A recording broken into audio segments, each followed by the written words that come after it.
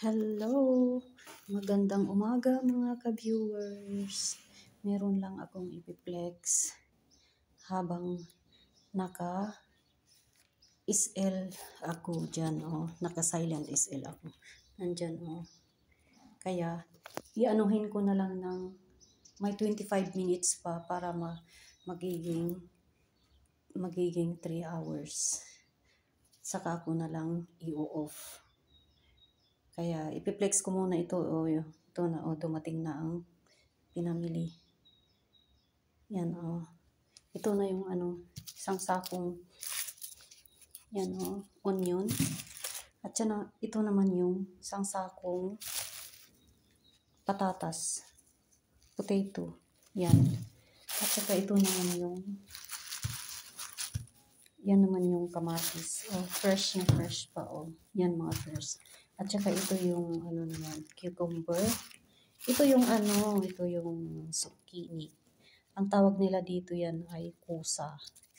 Yan yung zucchini oh. Yan. Yan, masarap yan. At saka ito naman ang dalawang banana oh. Ganito, di ba? Kasi dito sa bahay ang bilis nito maubos. Sa mga bata, gusto nila yan. Tapos ito naman si ating carrots. At saka ito naman ang ating lettuce. Yan o. Oh. Di ba parang pechay? Yan o, oh, parang pechay yung yung lettuce. At saka, yay! May ginger na tayo. May ginger na ako. Yan o. Oh. Yan, malalas yung ginger. Yan o. Oh. Yan. Ito. Yan ang ginger.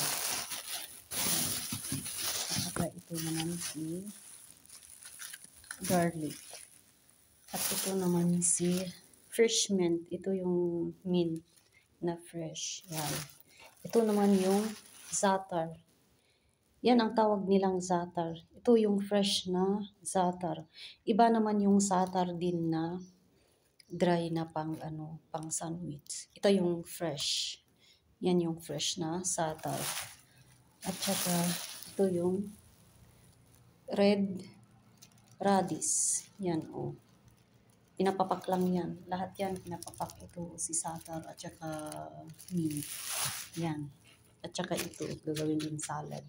Pero ako, itong lutuin ko, lutong bahay, zucchini at saka carrots.